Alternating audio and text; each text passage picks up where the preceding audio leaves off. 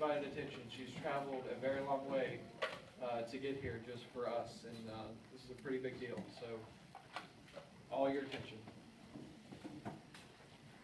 Thank you, Jake. I accuse Jake of using the word amazing probably a little bit too much. You know, I see Jake eating something and he says, "This is amazing food." And you know, there's people that you meet, there's things that you see that truly are amazing. And one of those, and I know she doesn't describe herself as that, and I don't think any of us in our own right would call ourselves amazing, but one person that I consider amazing and inspirational to me is my niece, Kayla Freeman. Kayla is 24 years old. She is a volunteer at Inez Elementary School, where her mother works. She has got about 3/4 of her way towards a childhood psychology degree, and hope she'll finish that up soon, and she can be able to counsel children with disability. And so you got any of those pictures you can show? Yeah. Which one did you want? Just the This one.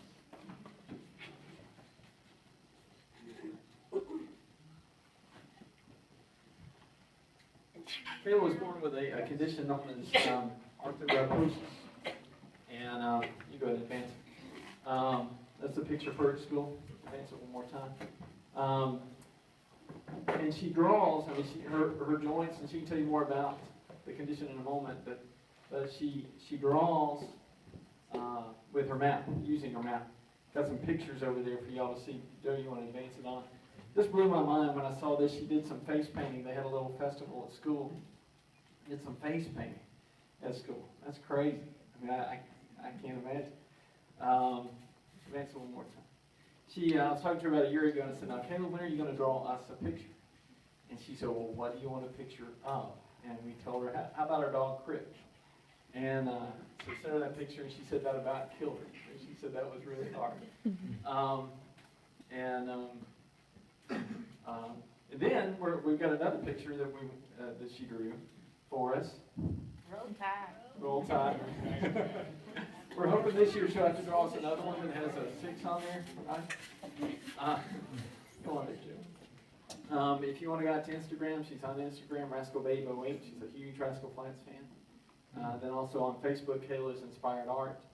You can go out and like her page, and you can kind of keep up with her drawings and all that. We had a YouTube video. Can't show. She's posted a couple videos showing how she draws with her mouth. If you want to go check those out, you can. Pretty awesome. One thing I asked her to do, because I think it's just awesome. How many of y'all text?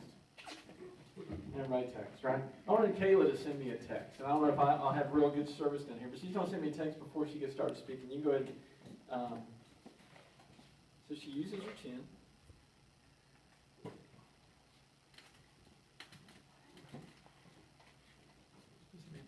It's sending. If it'll send, I don't know. We may not have a good signal. you may get it in the middle of the. That's okay. Send me another? Okay. That's all. Joey, there's another PowerPoint. Her PowerPoint, if you can just let them loop through in a slide. Yeah. That's a picture. So, as everybody's told their stories today, and I've seen some of y'all around, and even though you're not speaking this weekend, you have no aspirations to speak this weekend, I know your story. And it's amazing to me to see how you're living for Christ, how you're living for God, and with your story that you have. Kayla's got an awesome story that she's going to share with us. She's very inspirational. Give her, oh look, I had it on a vibrate. Okay, so I got her. So don't y'all give Kayla your attention this evening. Can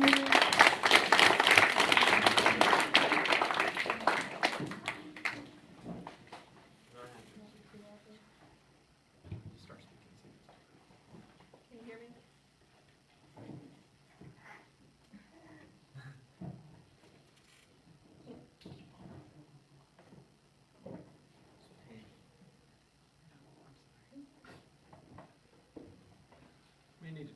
Is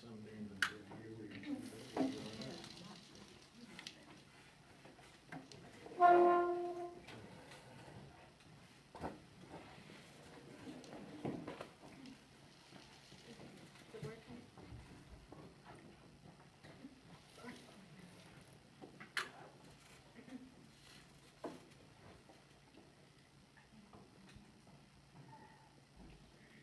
Can you hear me? Is that good? Okay. Now, I want you to imagine yourself, paper and pencil in front of you, ready to draw something, if you like to draw, or write something.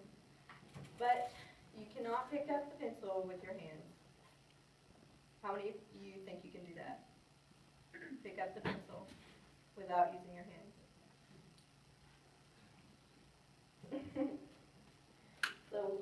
So some of you might think it's harder, but sorry.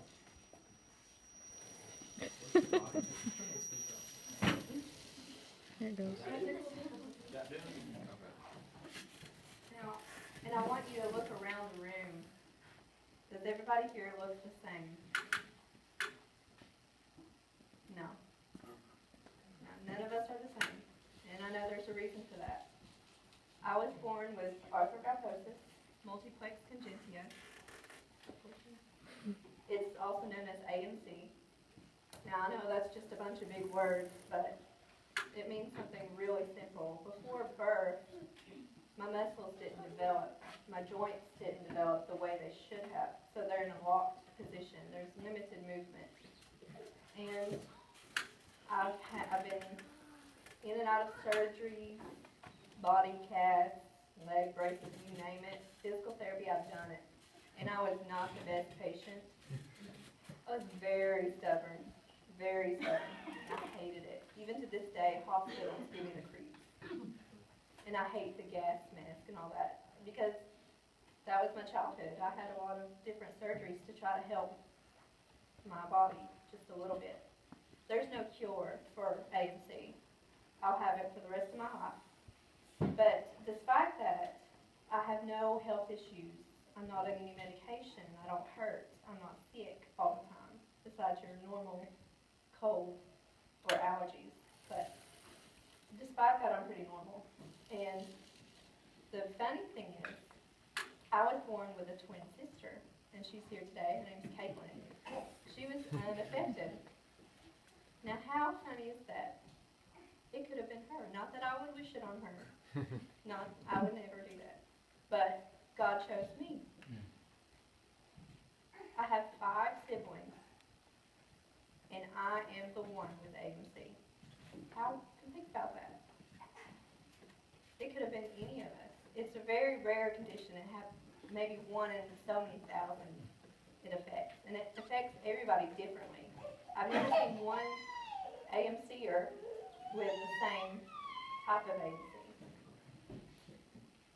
Now, I've had a pretty normal life. I was put in normal classes with my sister and my friends. I made A+ most of the time. Hated math, just like everybody else. And I have amazing friends and family that have helped me throughout the years. And I'd like to share a couple of stories about some childhood stories. Every time Uncle Barry would come to visit when I was little, I would say, "Uncle Barry, will you walk me?" So he'd hold me up to where my feet would touch the floor and I'd kick my legs. And we would walk around the aisle, probably wore the man out. But for years we did that, and that's one of my favorite memories. And there was this, I had to be 5 or 6, maybe 4. And I had this little kitten, I think it was black. And I was at school one day, and my Papa Leonard ran over my cat. He was 92 at the time. So he calls my grandpa and he says, "Bob, I've ran over her kitten. She's going to be so upset. We got to do something. What do I do?" So Grandpa says, "Go to so-and-so's and get another kitten. You better hurry before she comes home because, oh my goodness." So he runs to get a kitten. He comes back with a white kitten. They're going, "Okay, we're just going to have to explain it to her. You know, maybe she'll understand." So I come home looking for the kitten, and I see my kitten, and I go, my kitten changed colors. And I found out years later that my kitten does not have magical powers. My cat went over my cat. Those are just some fun childhood stories that I wanted to share with you. But, you know, growing up and having those surgeries and going through all that, it was hard for me to accept I'll never get better. I'll never be able to walk. I can't do the other things my friends and family can do, like climb a tree or drive a car, fix my own sandwich when I feel like it. You know, I have to wait for people to help me. And I know they don't mind helping me, but it's still frustrating every now and then. And there, you know, there's been times in my life where I felt like I'm not good enough. I'm in a wheelchair. How could I possibly be good enough to fit in or whatever? But I've always had special people in my life I'm going to share with you that have really, really changed my life for the better.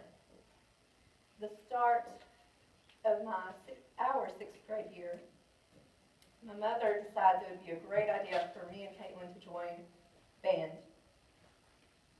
Well, we threw a fit. We were not happy. We cried and we begged her, please don't make us join band. We were not the outgoing type. So we were so mortified to join band. And I remember meeting the music guy that helped you pick out an instrument. And he took me to the percussion section. And we looked at the bells, which is kind of like an xylophone. And he played the first song. He put the mallet in my hand because he didn't realize I used my mouth. And we played Twinkle, Twinkle, Little Star. That's the very first song I remember playing on that bell set. And so for the next 7 years, we joined band. We loved band. That was our life for 7 years.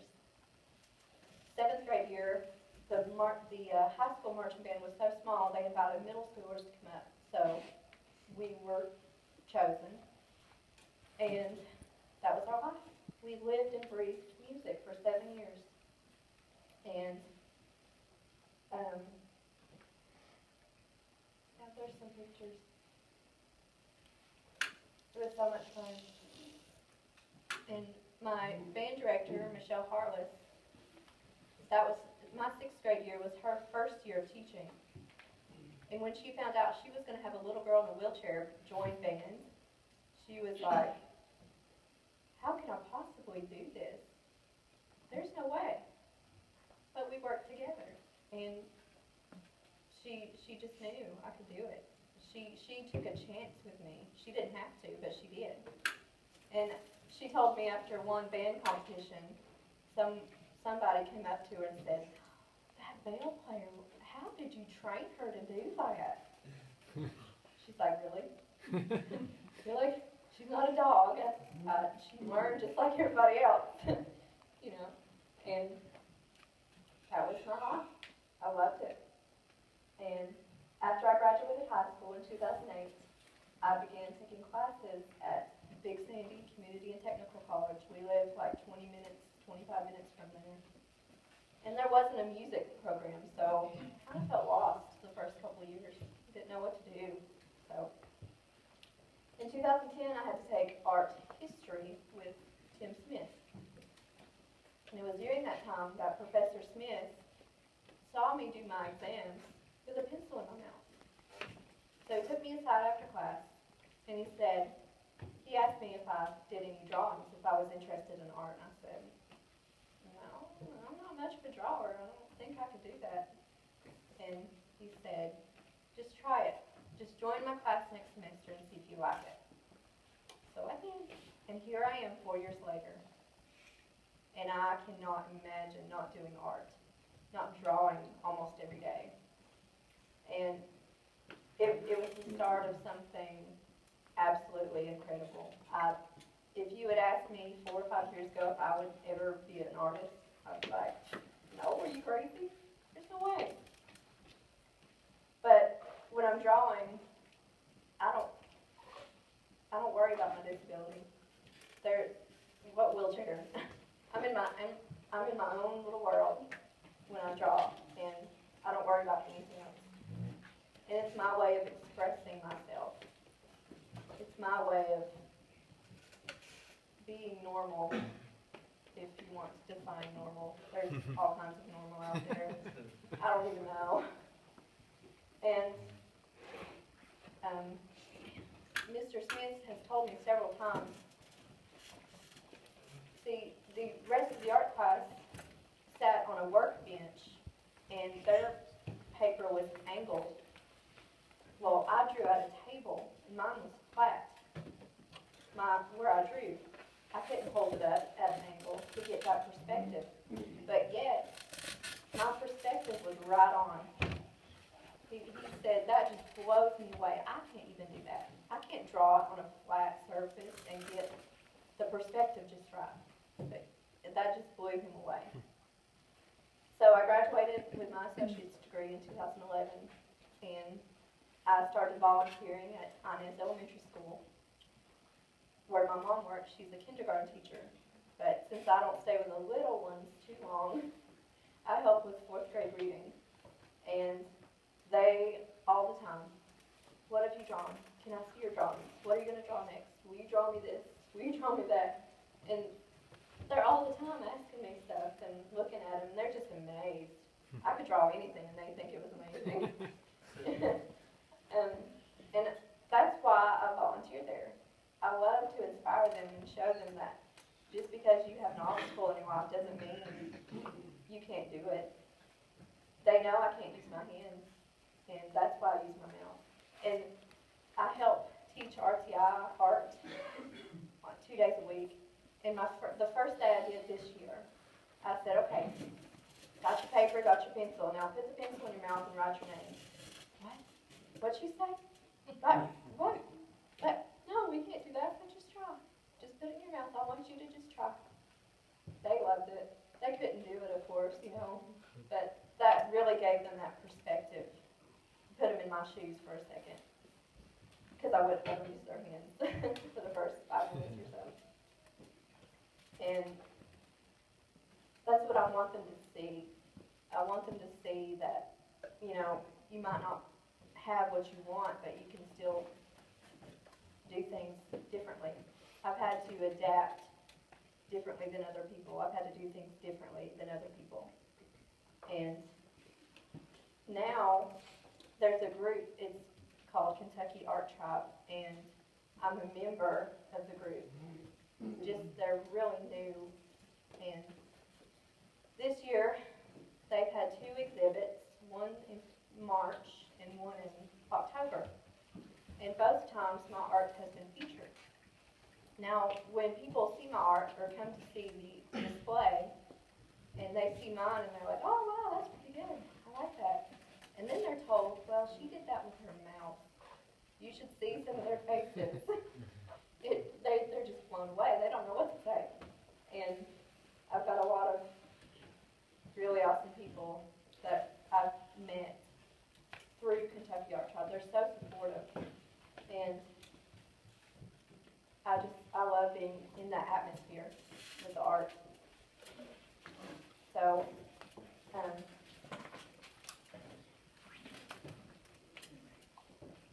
I used to wonder, growing up, even now, there are days I wonder, why me? Why was I the one that had to have the disability? It could have been anybody else. Not that I would wish it on anybody else, but it could. It could happen to anybody in the store. There's no rhyme or reason. But I realize now that God has answered my question so many times without me even realizing, through music, through art, through my family and friends. They have showed me every day why. And I know it's because that's why I'm here. That's why I'm here with you today, to show you that you can. I could stay at home. I didn't have to go to college or whatever. I could have stayed home and been a miserable, lonely person that hated her life. I could hate my life. hate the wheelchair, hate everything. But I don't. What's the point? What's the point in that? That's not going to change my disability. That's not going to change anything. That's not the attitude God wants me to have. So, I inspire kids, and I hope I inspire you to always try, even if you don't want to, even if you think you can't possibly do that, or think there's no way. Well, I promise you there is. There's always a way. And maybe if I didn't have a disability, maybe I wouldn't have the personality I have. Maybe I wouldn't be the person I am without it. Because I've learned a lot from it. And, you know, on those days, on those really bad days, they're not often, but every now and then life gets you down. And I always turn to a Bible verse. It was my grandpa's favorite. Philippians 4:13. I can do all things through Christ who strengthens me. And that cannot be more true. And there's also Rascal Flatts, you know, music that helps a lot too. But, you know, if I can inspire just one person or one child, I know I'm doing what God wants me to do. And I hope that if you take anything from my speech, I want you to go home and think about this maybe years from now, maybe tomorrow, an obstacle comes into your life. I want you to try. So thank you so much for having me here today, and I really appreciate you listening to what I have to say. Thank you so much.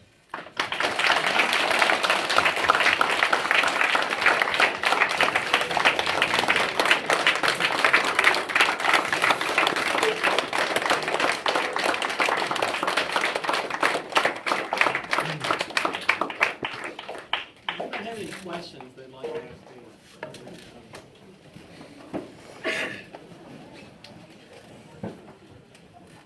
you. One thing she said, I think she mentioned that your condition isn't contagious.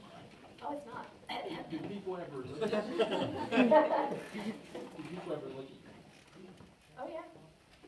People, they judge you before they even talk to you. People come up to Mom, and they know Mom or whatever, they've met her, you know, oh, can she talk? I'm like, yeah, I can talk. Right here. I can hear you too. People, it's not everybody. There are some really, really incredibly kind people in this world, but I've also met some very rude people. And you just have to smile and nod. Yeah, okay, thank you. Oh, bless your heart. I'm so sorry. Like, hi. Hi. Anybody got any questions? Can you give some advice on a good way to approach someone in a situation such as yours in a way that wouldn't make you feel uncomfortable and like awkward or anything like that? You know, in my experience, I have other friends who are in wheelchairs, and even people I don't know, if they look at me and smile, I just treat them like they're any other person. I talk to them like I'm talking to you right now.